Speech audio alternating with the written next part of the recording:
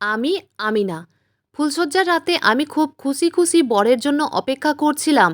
তারপর আমার বর যখন বরের পোশাকে মাথায় পাগড়ি দিয়ে ঘরের ভেতরে আসে তখন বরকে দেখে আমার ভেতরের উত্তেজনা আরও বেশি বেড়ে যায়। তারপর আমার বর যখন কাছে আসে তখন তার পাগড়ির ফুলগুলো সরিয়ে দেখতেই উনার চেহারা দেখে আমি চিৎকার করে উঠি। কারণ বরের পোশাকে আমার বর তো ছিলই না, বরের পোশাকে ছিলেন আমার শ্বশুরমশাই। তারপর শ্বশুরমশাইকে দেখে আমি যখন ভয় পেয়ে আঁতকে উঠি তখন উনি আমার হাত ধরে বললেন, আমার সুন্দরী বৌমা, তোমার ভয় পাওয়ার কিচ্ছু নেই, তোমাকে কোনো ব্যথা বেদনা হবে না, সব কিছু ধীরে ধীরে করব। এই বলে উনি আমার কিছু করার আগেই উনি আমার উপরে ঝাঁপিয়ে পড়েন। তারপর সারা রাত ধরে, আমার নাম আমিনা, আমরা 3 বোন। আমার জীবনের এই আশ্চর্যজনক ঘটনাটি শুনে আপনারাও চমকে উঠবেন। তাই অনুরোধ রইল গল্পটি শুরু থেকে শেষ পর্যন্ত শোনার। আমার বাবার মারা যাওয়ার পরে আমাদের দিনগুলো অনেক দারিদ্রতার মধ্যে কাটে। এমনকি আমরা দরিদ্র ছিলাম বলে আমাদের মৌলিক চাহিদাগুলো পূরণ হতো না। তাই আমার মা খুব চিন্তিত ছিলেন এটা ভেবে যে বিনা যৌতুকে আমাদের 3 বোনের বিয়ে কিভাবে হবে। কিন্তু আল্লাহর দোয়ায় আল্লাহ তাআলা আমাদের উপরে অনেক বরকত বর্ষণ করেছিলেন। আল্লাহ তাআলা আমার মায়ের দোয়া কবুল করেছিলেন এবং আল্লাহর দোয়ায় সঠিক সময়ে আমার জন্য একটা ভালো সম্বন্ধ এসেছিল। যেই ছেলেটি আমাকে দেখতে এসেছিল তার নাম ছিল ফরিদ। এবং যেদিন ফরিদ মিয়া আমাকে দেখতে এসেছিল সেদিন জানতে পেরেছিলাম যে উনার মা নাকি অসুস্থ, উনি হাঁটা চলাও করতে পারেন না। তাই সেদিন আমার হবু শ্বশুরমশাই ও আমার হবু বর তারা দুজনে আমাকে দেখতে এসেছিল। তারা তো আমার সৌন্দর্য দেখেই আমাকে পছন্দ করে ফেলেছিল। আমার হবু শ্বশুরমশাই সবার সামনে আমার সৌন্দর্যের অনেক তারিফ করেছিলেন। তারপর দেখাশোনা করার পরে 1 মাসের মধ্যেই আমার বিয়ে হয়। তারপর বিয়ের পরে আমি বরের বাড়িতে এসে ভীষণ খুশি ছিলাম, কারণ আমি যা চেয়েছিলাম তার চাইতে দ্বিগুণ বেশি ভালো ছিল আমার শ্বশুরবাড়ি। কিন্তু শ্বশুরবাড়িতে আসা মাত্রই শাশুড়ি মাকে দেখে আমি ভীষণ কষ্ট পেয়েছিলাম, কারণ উনার শারীরিক অবস্থা ভীষণ খারাপ ছিল। উনি একটা হুইল চেয়ারে বসেছিলেন, উনার মুখটা পুরো বেঁকে ছিল, হাতের আঙুলগুলো টেঁড়া বেঁকা হয়েছিল। আসলে গত 1 বছর থেকে আমার শাশুড়ি মা পক্ষাঘাতে আক্রান্ত ছিলেন, তাই উনি কথাও বলতে পারতেন না। শ্বশুরবাড়িতে এসে আমি ভীষণ খুশি ছিলাম, কিন্তু শাশুড়ি মায়ের ওই রকম শারীরিক পরিস্থিতি দেখে আমি ভীষণ দুঃখিত ছিলাম। তারপর শ্বশুর মশাইয়ের কথা শুনে আমার বর আমাকে উপরের ঘরে নিয়ে যায়। ঘরে এসে আমার বর আমাকে অনেক ভালোবেসে একটা ঘড়ি উপহার দিয়েছিল। তারপর আমার বর আমার কাছে অনুমতি নিয়েছিল আমার কাছে আসার জন্য। তারপর আমার বর যখন আমার কাছে আসে ঠিক তখনই আমার দৃষ্টি কিন্তু ঘরের জানালার দিকে যায়। সেই জানালাটা খোলা ছিল এবং মনে হলো সেই জানালা দিয়ে কেউ যেন উঁকি মেরে আমাদের দেখার চেষ্টা করছে। তখন আমি বরকে বললাম জানালাটা লাগিয়ে দিতে। জানালা লাগিয়ে দেওয়ার কথা শুনে বর আমাকে ঠাট্টা করে বলল, ওহ আমি না, তুমি তো দেখছি আরও বেশি উত্তেজিত আছো আমার কাছে আসার জন্য, তাই তো তুমি জানালা লাগিয়ে দেওয়ার কথা বললে। তারপর ঘরের জানালা লাগিয়ে দিয়ে আমার বর আমাকে অনেক আদর ও ভালোবাসা দিয়েছিল। পরের দিন সকালবেলা বর অফিসে যাবে বলে আমি তার জন্য টিফিন তৈরি করেছিলাম। তারপর আমার বর অনেক ভালোবেসে আমার হাত ধরে বলল, আমি না, শুধু টিফিন দিলে হবে না, আমার মুখ মিষ্টি করাতে হবে। এই বলে আমার বর যখন আমাকে আদর করে চুমু দিতে যাচ্ছিল ঠিক তখনই আমার শ্বশুরমশাই রান্নাঘরে এসে বললেন, ফরিদ, নিজের কাজে মনোযোগ দাও আর বৌমাকে বলে দাও সে যাতে ঘর সংসারের খেয়াল রাখে, তোমার মায়ের খেয়াল রাখে এবং তার শাশুড়ি মায়ের যাতে ভালোভাবে যত্ন নেয়। শ্বশুর মশাইকে দেখা মাত্রই তো আমি লজ্জায় মাথা নিচু করে দাঁড়িয়েছিলাম। তারপর শ্বশুর মশাইয়ের কথা শুনে আমার বর চুপচাপ মাথা নিচু করে নিজের কাজে বেরিয়ে পড়ে। শ্বশুরবাড়িতে কিছুদিন থাকার পরেই বুঝতে পেরেছিলাম যে আমার বর তার বাবার প্রতিটা কথা অক্ষরে অক্ষরে পালন করত। এমনকি শ্বশুরবাড়িতে 1 সপ্তাহ কেটে যাওয়ার পরে আমার সঙ্গে এমন ঘটনা ঘটেছিল যেটা শুনে আপনিও অনেক বেশি আশ্চর্য হয়ে উঠবেন।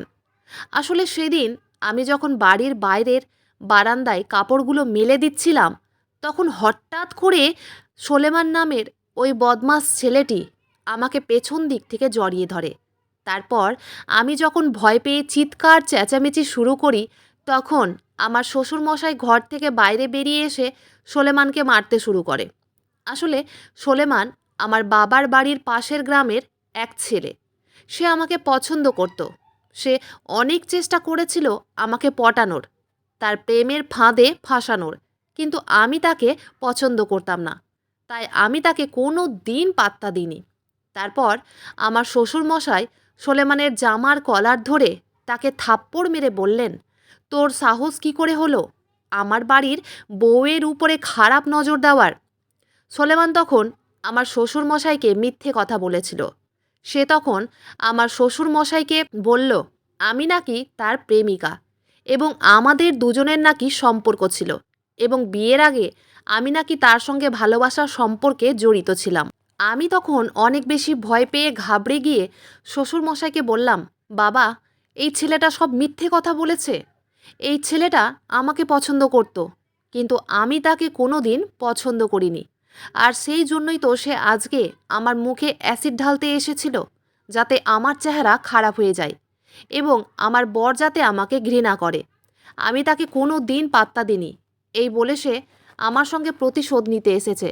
আর এখন সে আমার বিবাহিত জীবন খারাপ করার জন্য আমার উপরে মিথ্যে আরোপ লাগাচ্ছে।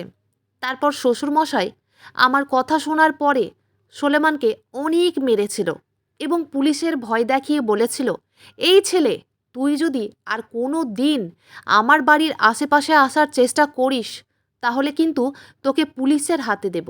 তারপর ওই শয়তান চলে যায়। তার চলে যাওয়ার পরে আমি শ্বশুর মশাইয়ের সামনে হাত জোর করে বললাম, আব্বু, আমাকে খারাপ ভাববেন না। আব্বু, আমার কথার বিশ্বাস করুন, ওই ছেলেটার সঙ্গে আমার কোনো সম্পর্ক ছিল না।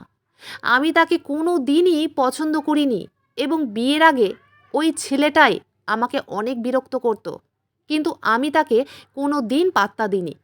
আমার শ্বশুরমশাই তখন আমার হাত ধরে বললেন, বৌমা, তুমি এত ভয় করছো কেন? আমি আছি তো তোমার সঙ্গে। আমি সব কিছু ঠিক করে দিব। কেউ বিশ্বাস না করলেও আমি তোমাকে বিশ্বাস করি, কারণ তুমি আমার ঘরের লক্ষ্মী। আর হ্যাঁ, তুমি ভুল করেও এই কথাগুলো আমার ছেলেকে বলবে না যে ওই ছেলেটা এসে এখানে হাঙ্গামা করেছে, নইলে আমার ছেলের তোমার উপর থেকে ভরসা উঠে যাবে। তোমাদের নতুন নতুন বিয়ে হয়েছে এবং তোমাদের দুজনের মাঝে বিবাদের সৃষ্টি হয়ে যাবে। আর আমি এটা কখনোই চাইবো না যে আমার ছেলে ও বৌমার মাঝে অশান্তির সৃষ্টি হয়।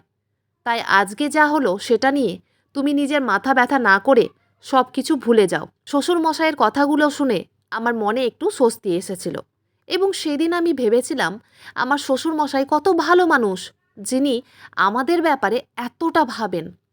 আমার শ্বশুরমশাইয়ের বয়স 55 বছর, কিন্তু উনাকে দেখে মনেই হতো না যে উনার বয়স 55 বছর। কিন্তু জানি না কেন আমার মন এটা কখনোই চায়নি যে আমি এত বড় কথা আমার বরের থেকে লুকিয়ে রাখি, যে ওই ছেলেটা আমার বাড়িতে এসে আমাকে বাজেভাবে ছোঁয়ার চেষ্টা করেছে। শুধু তাই নয়, সে আমার মুখে অ্যাসিড ঢালার জন্য এসেছিল। শ্বশুরমশাইয়ের কথা শুনে আমি মনে মনে এটাই ভাবছিলাম যে বরের থেকে এটা লুকোনো ঠিক হবে কিনা। ঠিক তখনই আমার শ্বশুরমশাই আমার কাছে এসে খুব বাজেভাবে আমার গালে হাত বুলিয়ে বললেন, আমার বৌমা, তোমার এত সুন্দর চেহারায় যদি ওই বদমাইশ ছেলেটা অ্যাসিড ঢেলে দিত, তাহলে আজ আমি আমার ছেলেকে কি উত্তর দিতাম? তারপর আমি লজ্জায় তাড়াতাড়ি শ্বশুর মশাইকে আর কিছু না বলেই মাথা নিচু করে নিজের ঘরের ভিতরে চলে আসি। প্রথমে আমার মনে হতো আমার শ্বশুরমশাই খুব ভালো মানুষ, কিন্তু জানি না কেন সেদিন উনার কথা বলার ধরন দেখে আমার মনে একটু খটকা লেগেছিল। তারপর আমার বর যখন বাড়ি ফিরে আসে তখন আমি আর বলার সাহস পাইনি যে ওই বদমাইশটা এসে আমার সঙ্গে নোংরামি করার চেষ্টা করেছে। শুধু তাই নয়, আমার চেহারা খারাপ করার জন্য আমার মুখে অ্যাসিড ঢালতে এসেছিল। এইভাবে বেশ কিছুদিন কেটে যাওয়ার পরে একদিন আমার শ্বশুরমশাই বাইরে থেকে যখন বাজার নিয়ে বাড়ি ফেরেন তখন খুঁড়িয়ে খুঁড়িয়ে ঘরের ভিতরে ঢুকেন। তখন উনি পা ধরে ধরে ব্যথার চোটে আমার নাম ধরে ডাকতে শুরু করেন। আমি এসে দেখি শ্বশুরমশাইয়ের এক হাতে সবজির ব্যাগ এবং এক হাতে নিজের ডান পা ধরে খুঁড়িয়ে হাঁটছেন। তারপর উনি আমার ঘাড়ে হাত দিয়ে আমার সাহায্য নিয়ে সোফায় এসে বসেন। আমি তখন শ্বশুরমশাইকে জিজ্ঞেস করলাম, আব্বু, আপনার কিভাবে পায়ে ব্যথা হলো? আপনি এইভাবে খুঁড়িয়ে হাঁটছেন কেন? তখন আমার শ্বশুরমশাই বললেন, একজন বাইকওয়ালা নাকি বাইকে ধাক্কা মেরে দিয়েছে, তাই পায়ে এত ব্যথা হয়েছে। তখন আমার মনে হয়েছিল হয়তো নিশ্চয়ই সোলেমান বদলা নেওয়ার জন্য আমার শ্বশুরমশাইকে বাইকে ধাক্কা মেরেছে। আমি তখন শ্বশুরমশাইকে জিজ্ঞেস করলাম, আব্বু, আপনি কি দেখেছেন তার চেহারাটা? শ্বশুরমশাই তখন ব্যথার কাতরে আহ উহ করে বললেন, না বৌমা, আমি তার চেহারা দেখিনি। আর এখন এইসব কথা না বলে তুমি তাড়াতাড়ি আমার ড্রয়ার থেকে ব্যথার তেলটা নিয়ে এসো। আমার পায়ে একটু মালিশ করে দাও না, আমার পায়ে প্রচণ্ড ব্যথা হচ্ছে। তারপর শ্বশুর মশাইয়ের কথা মতো আমি যখন উনার পায়ে ব্যথার তেল মালিশ করে দিচ্ছিলাম তখন উনি নিজের পায়জামা উপরের দিকে তুলে বললেন, বৌমা, আরও একটু উপরের দিকে তেল মালিশ করে দাও না। তারপর এইভাবে উনি হাঁটুর উপর পর্যন্ত যখন পায়জামা তুলে আমাকে তেল মালিশ করতে বলেন তখন আমি উনাকে সাহস করে বললাম, আব্বু, আপনার তো পায়ের তালুতে ব্যথা হয়েছে, তাহলে আপনি আমাকে পায়ের উপরে কেন তেল মালিশ করতে বলছেন? উনি তখন মুচকি হেসে আমার দিকে তাকিয়ে বললেন, বৌমা, ব্যথা তো নিচেই হয়েছে, কিন্তু এই ব্যথার প্রভাব যে উপর পর্যন্ত আছে। ওই সময় আমাকে উনার মতিগতি খুব খারাপ মনে হয়েছিল, তাই শাশুড়ি মাকে খাবার দেওয়ার বাহানা করে লজ্জায় আমি তাড়াতাড়ি সেখান থেকে উঠে চলে আসি। জানি না কেন শ্বশুরমশাইয়ের আমার দিকে তাকানোর ভঙ্গি দেখে আমার খুব খারাপ লাগতে শুরু করে এবং উনি আমার সঙ্গে যেভাবে ব্যবহার শুরু করেছিলেন তাতে আমি বুঝে গেছিলাম যে উনার আমার প্রতি খুব খারাপ দৃষ্টি আছে। আমি তো উনাকে খুব ভালো মানুষ মনে করতাম, কিন্তু উনি যে আমার সঙ্গে এতটা খারাপ ব্যবহার করবেন সেটা আমি কোনোদিন কল্পনাও করতে পারিনি। সেদিন আমি যখন নিজের ঘরে বসেছিলাম তখন শ্বশুরমশাই আমার ঘরের ভিতরে আসেন। আমি তখন উনাকে দেখে জিজ্ঞেস করি, আব্বু, আপনি এখানে? আপনার কি কিছু দরকার আছে? শ্বশুরমশাই তখন ধীরে ধীরে আমার কাছে আসেন এবং কাছে এসে আমার হাতটাকে চেপে ধরে বললেন, বৌমা, আমার মনের ভিতরে আগুন লেগেছে, সেটা নিভিয়ে দাও না। শ্বশুরমশাইয়ের কথা শুনে আমি নিজের হাতটাকে উনার হাত থেকে সরিয়ে নিয়ে বললাম, আব্বু, আপনি এসব কি বলছেন? আমি কিন্তু আপনার ছেলেকে সব কিছু বলে দিব যে আপনি কিভাবে আমার উপরে নজর দিয়েছেন। আপনি আমার সঙ্গে নোংরামি করার চেষ্টা করছেন। তখন আমার শ্বশুরমশাই অনেক জোরে জোরে হেসে নিজের পকেট থেকে মোবাইলটা বের করে আমাকে কিছু ছবি দেখান, যে ছবিগুলো দেখার পরে আমার পায়ের তলা থেকে যেন মাটিটাই সরে যায়। আসলে যেদিন সোলেমান শ্বশুরবাড়িতে এসে আমাকে জড়িয়ে ধরেছিল এবং আমার সঙ্গে খারাপ কাজ করার চেষ্টা করেছিল তখন আমার শ্বশুরমশাই ওই মুহূর্তের ছবিগুলো নিজের মোবাইলে ক্যাপচার করেছিলেন, যে সোলেমান কিভাবে আমাকে জড়িয়ে ধরেছিল।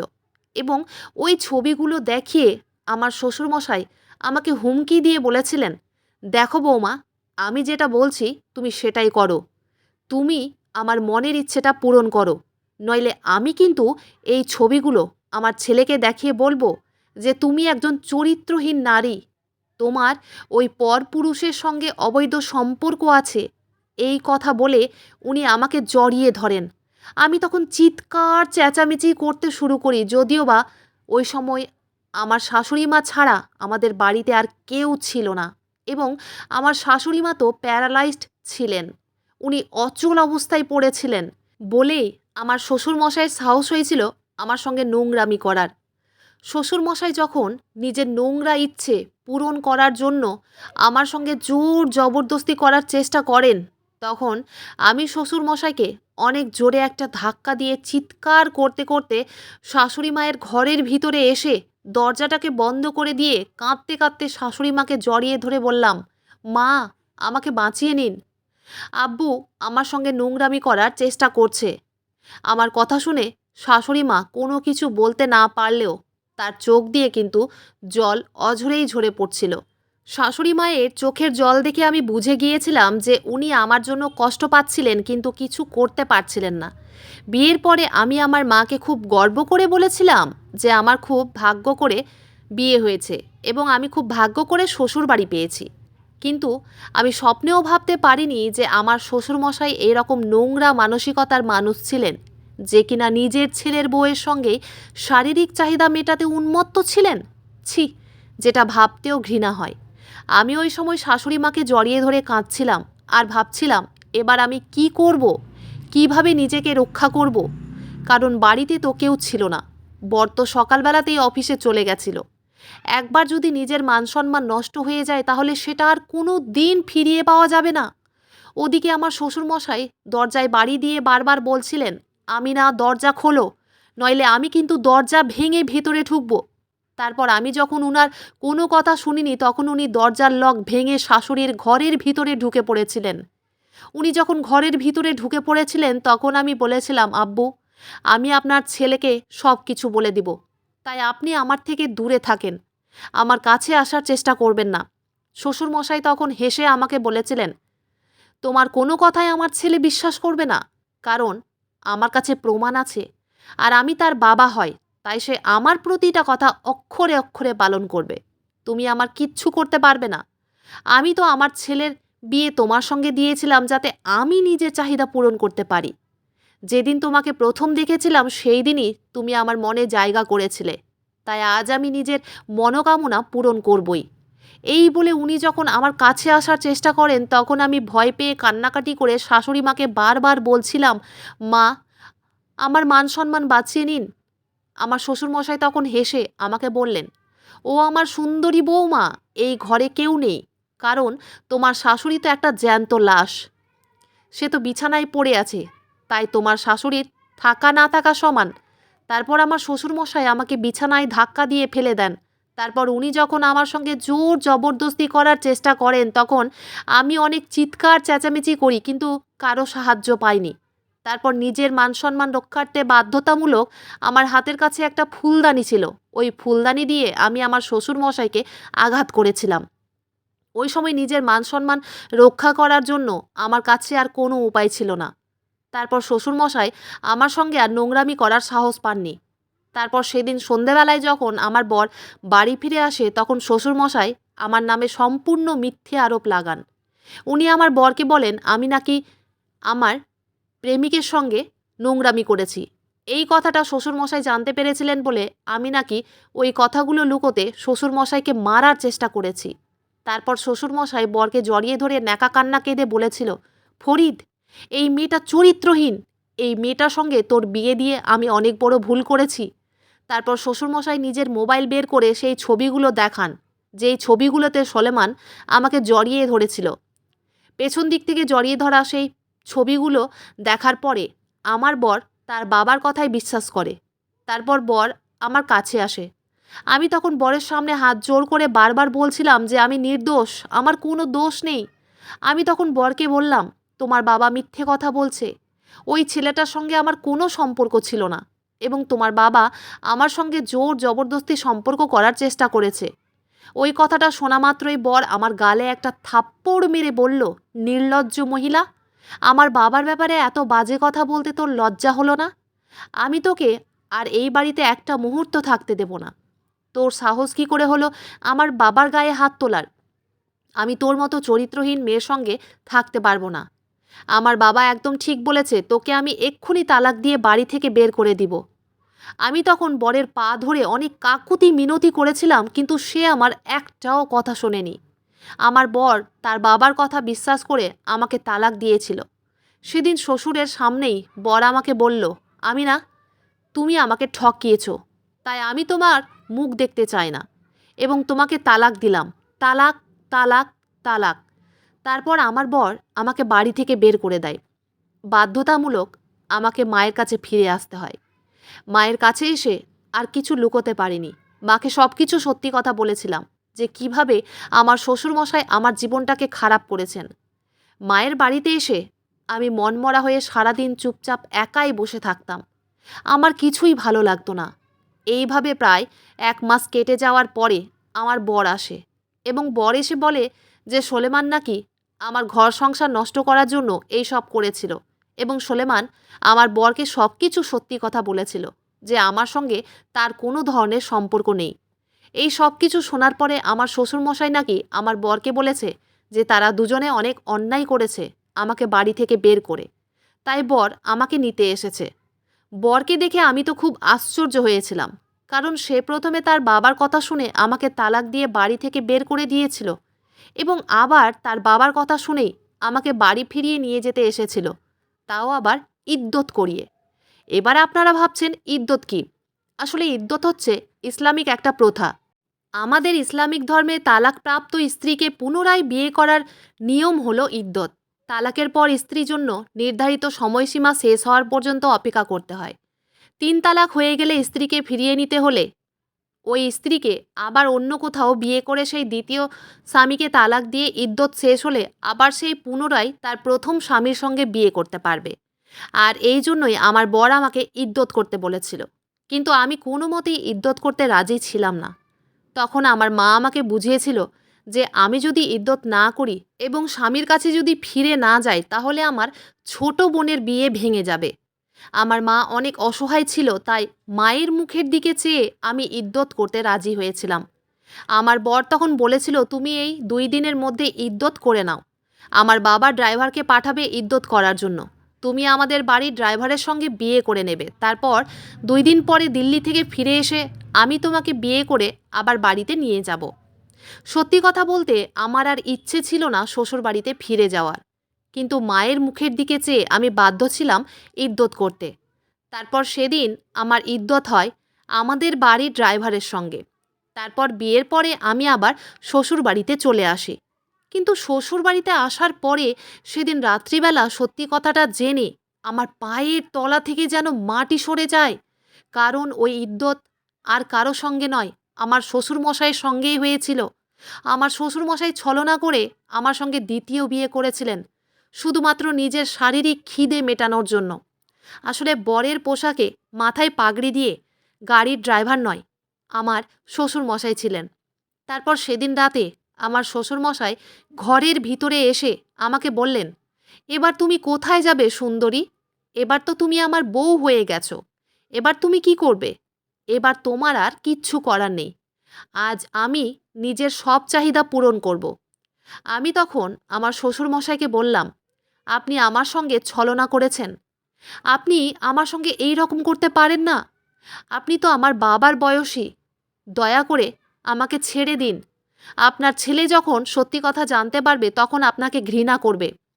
আমার শ্বশুরমশাই তখন জোরে জোরে হেসে বললেন, আমার ছেলে হচ্ছে কুকুর। ওকে আমি যেটা বলবো ও সেটাই করবে। এমনিতেও এখন তো আমার ছেলে বাড়িতে নেই। তাই আজ আমি নিজের শারীরিক চাহিদা পূরণ করবই। তোমার সঙ্গে আমি নিজের চাহিদা পূরণ করার জন্য আমি আমার ছেলেকে অনেক মিথ্যে কথা বলেছি। আমি এতদিন ধরে অনেক চালাকি করেছি। আমি এতদিন অপেক্ষা করেছি এই দিনটার জন্য। এই বলে তিনি আমার কাছে এগিয়ে আসেন। আর আমি চালাকি করে আগে থেকেই মোবাইলের ভিডিও রেকর্ডিং অন করে রেখেছিলাম এবং উনি আমার সঙ্গে যা বেয়াদবি করেছিলেন সেগুলো সবটাই ওই মোবাইলে ক্যাপচার হয়েছিল। পরের দিন সকালবেলা আমার বর যখন দিল্লি থেকে বাড়ি ফিরে আসে তখন আমি তাকে জড়িয়ে ধরে অনেক কেঁদেছিলাম এবং বরের কিছু জিজ্ঞেস করার আগেই আমি তার হাতে নিজের মোবাইলটা দিয়েছিলাম। আমার বর নিজের চোখে সব কিছু দেখার পরে পুলিশকে ফোন করেছিল এবং সে নিজের বাবাকে পুলিশের হাতেই দিয়েছিল, কারণ সে এতদিন অন্ধকারের মধ্যে ছিল। সে জানতে পারেনি যে তার বাবার মধ্যে কত শয়তানি ছিল, তার বাবা কত অন্যায় করেছিল আমার সঙ্গে। এই জন্যই বলে খারাপ কাজের পরিণতি ও ফল সবসময় খারাপটাই হয়। এখন আমি বরের সঙ্গে শ্বশুরবাড়িতেই থাকি এবং আমার শাশুড়ির এত ভালোভাবে যত্ন নিচ্ছি যে উনি ধীরে ধীরে সুস্থ হয়ে উঠছেন। শুধুমাত্র নিজেদের শারীরিক চাহিদা পূরণ করার জন্য মানুষ কিভাবে এতটা নিচে নামতে পারে? ছি! এগুলো ভাবতেও আশ্চর্য লাগে। বন্ধুরা, আজকের গল্পটি এখানেই শেষ করছি। গল্পতে কোনো ভুল ত্রুটি থাকলে ক্ষমা করে দিবেন। গল্পটি ভালো লাগলে অবশ্যই লাইক, শেয়ার, সাবস্ক্রাইব করতে ভুলবেন না। ধন্যবাদ।